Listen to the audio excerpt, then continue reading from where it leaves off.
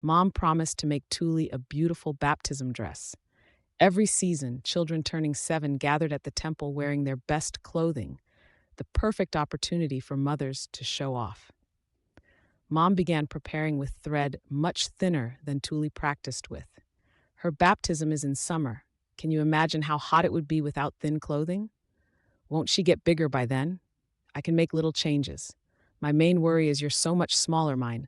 Fixing it that much will be quite an ordeal. Myne decided to start making faux papyrus. If I can just weave these plant fibers together, I'll end up with something like paper.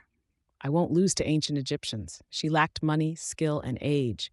This was a duel she had to win with guts and determination. The fibers were so thin she could barely tell them apart. Fiddle, fiddle, fiddle. Frustrated, she continued. Tuli stopped making baskets to peer over. What are you doing? Making faux papyrus. Mom sighed. If you have time to play around, help Tuli make baskets. I'm not playing around. Fiddle, fiddle, fiddle. It's not getting any bigger. I know that. It took a whole day just to get it the size of a fingertip. The next day she relied on determination. What's that even supposed to be? Gah, it's coming apart. That's it. I can't do it. Okay, ancient Egyptians, you win. She clenched a fist around her faux papyrus and yelled in frustration. It had ended up the size of a tiny note card. At best, it could be a messy coaster. My papyrus plan failed so hard. Be quiet. If you have time to play with plants, weave baskets. Mom was so mad she gave up. She took materials from Tuli. It's okay, I already know how. She wove them into a tight basket with pretty design.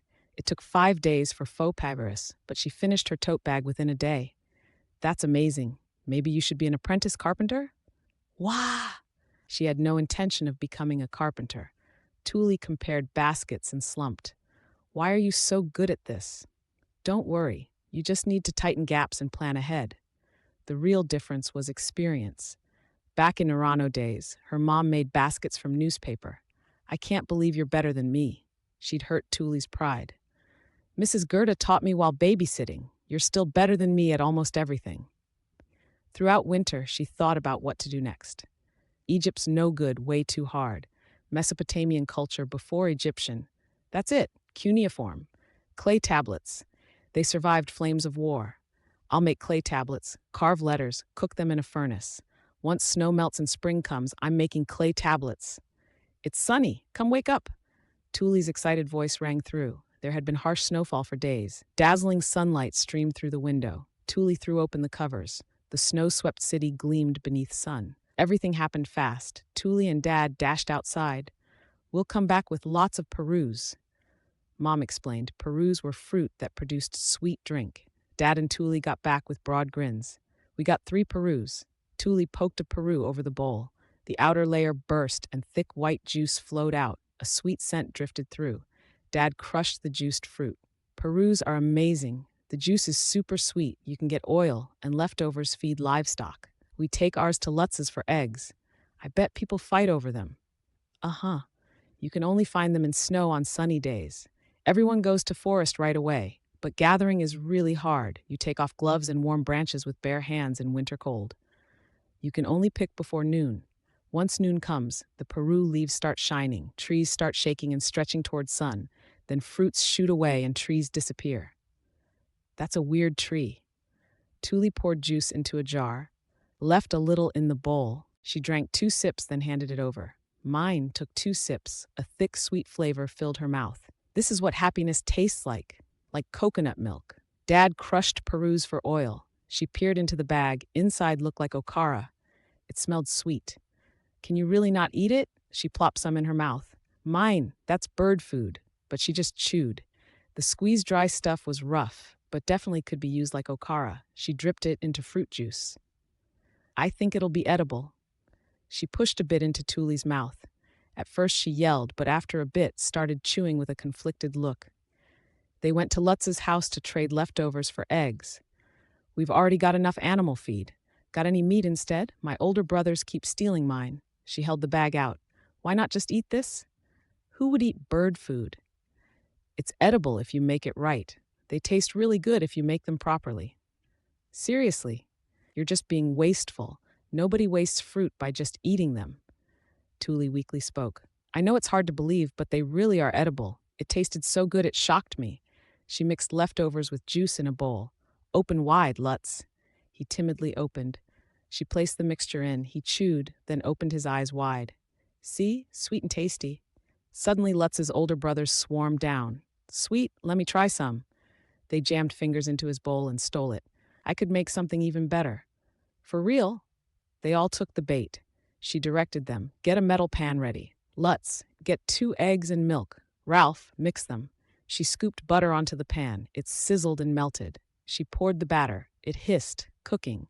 The butter scent was joined by sweet smell of Peru. It baked into a flat cookie. And that's how you do it. They immediately started making their own. Once cooked, they moved them to a plate, stacking one on top of another. Ta-da! Simple Parue cakes. The steaming hot cakes wafted sweet scent. She took a bite, surprisingly fluffy, not coarse or dry. It tasted plenty sweet even without jam.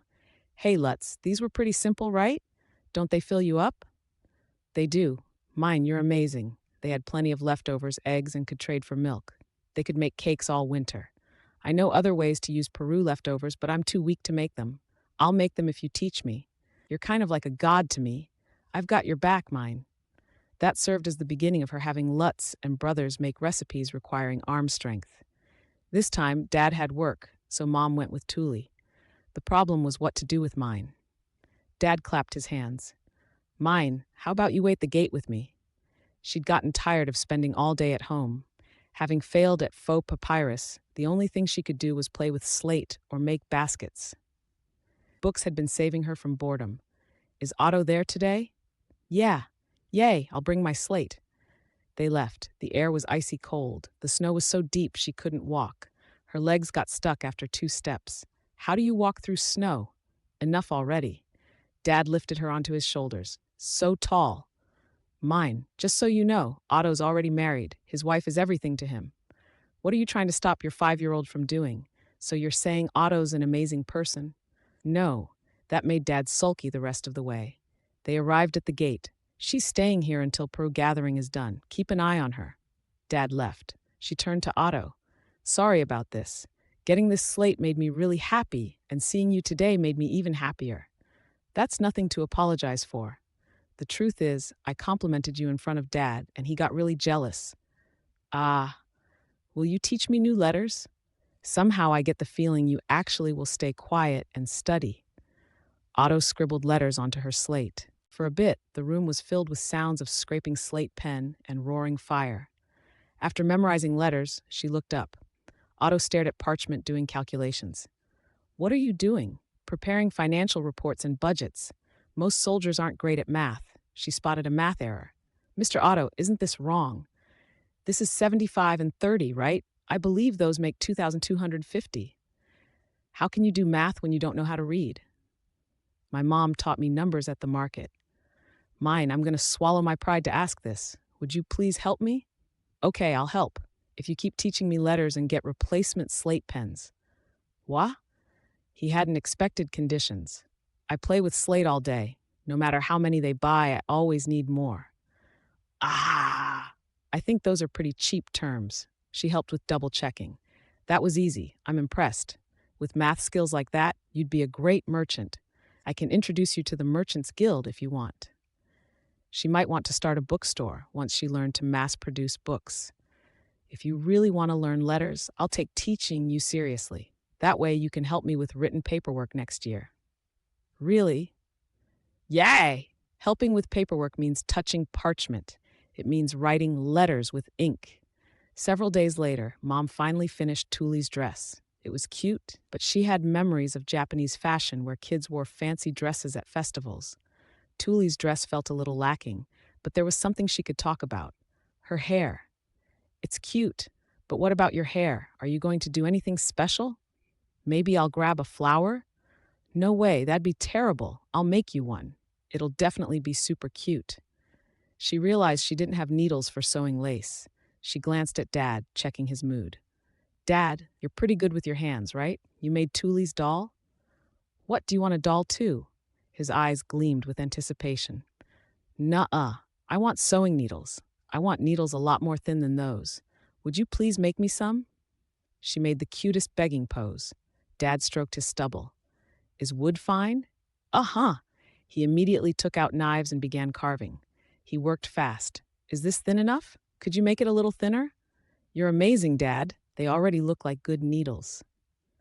His pride restored, Dad got to work with an exceptionally pleased expression. Mom, can I have the rest of the colored thread? What do you want it for? I want to try lacework. Tuli needs a hair ornament. Mom was hesitant. She'll only need an ornament for baptism. Why waste thread? If there's a way to make her cuter, it's wrong not to. Cuteness is justice. Mom sighed. She grabbed onto her skirt. Please, Moom, I want to use the needles Dad worked hard to make. She looked at Dad for help. He backed her up. It's not often Myne gets interested in sewing. Mom reluctantly gave her thread. Yay, thanks, Mom. I love you, Dad. Dad grinned as he sped up his carving. She started lacework, making tiny flowers. Fiddle, fiddle, fiddle. It only took 15 minutes to finish one. Mom was staring, entranced. She picked up finished flowers. These don't seem too hard to make. You're so used to sewing. I think you'd be better than me. Want to try? Mom got to work. In no time, she'd finished one. That's really good, Mom. I'm more impressed that you knew how to make these. So, how will you put all these onto her head? We'll sew each flower onto them. It'll look like a bouquet. Then we'll stick a pin through it and… Wait, a pin? What's wrong? We don't have a pin. Dad, I want a tiny hairpin with a flat end with a tiny hole. Can you make one? That'll be easier than your needles. You're amazing, Dad. I've never respected anyone this much. She hugged Tuli hard as Dad muttered, I beat you, Otto. Dad made a tiny hairpin, so she sewed the mini bouquet onto it. Okay, done. Tuli, put on your dress and sit here. She undid Tuli's braid, combed her hair, and started braids on both sides. She stopped braids halfway for an elegant look. She stuck the ornament's pin into the string. Tiny white, blue, and yellow flowers looked great on green hair. Yep, super cute. Tuli smiled from praise, turning every which way. But eventually she pouted. I can't see it at all. Their home had no mirrors. She undid ornament and put it on herself. It looks like this. What do you think? Wow, cute. You look amazing. Myne braided your hair and colored flowers to suit you so you looked even cuter, Tuli. Thank you, everyone. I'm really happy. Tuli broke into a ridiculously happy smile. And so Tuli's special outfit was completed before spring. The forest snow had started to melt. Kids going meant her hibernation was over, because now I can make clay tablets. She needed Tuli by her side. Please, Tuli, I want to go to the forest too. No way, you can't walk that. I've gotten stronger. If I can't walk that far, I'll wait only if Dad says okay. She shifted to convincing Dad. Can I go to the forest? I haven't gotten fevers lately. She'd only gotten fevers 5 times total over winter. If I can't make it, I'll rest at the gate. Please? Dad fell into thought. Stop at the gate for now. Until you can walk to it on your own, you can go to forest once you can keep up with everyone. Okay, that works for me. Dad's expression softened. Does this mean I'll be walking home? No, you can stay and have Otto teach you letters. Dad got jealous over Otto, and now he doesn't mind? Your body's weak, Myne, but Otto said you're smart. He said you'd have no problem getting a job that uses your head. The best thing I can do is let him teach you. Otto told me jobs that take smarts pay better, and they'll be easier on your body. Jobs that take smarts? He said there are people that write paperwork for administrators and nobles. You could do that at home when feeling unwell. Otto used to be a traveling merchant. He's still got connections to Merchants Guild. Don't waste what you have with Otto. Thanks, Dad. She turned to Tuli. Will you help? You won't make it. Both considered her a burden. Hearing them say it hurt. She needs to get strong enough to walk as fast as everyone else first. I'll walk with her until she can reach the gate. Once she gets strong enough, I'll want your help, Tuli. In that case, I'll do my best. Her family had utterly no faith in her strength. The next day, she went to gate with Dad. She'd built up enough strength that she didn't need to rest at bottom of stairs, but by Main Street, she was already out of breath. She'd never walked to gate on her own. Feeling all right, Myne? I'm still okay. If she gave in too soon, he might never let her go to forest. Her body felt so heavy. You don't look okay at all. Up you go. Dad lifted her up. She was leaning against him, breathing heavily. I can't do it. Her family was right. She could never make it like this. They reached the gate, with him having carried her about half the way. She needed to rest in night duty room. It wasn't until past noon that she managed to get up, and so her training to reach the forest and make clay tablets had finally begun.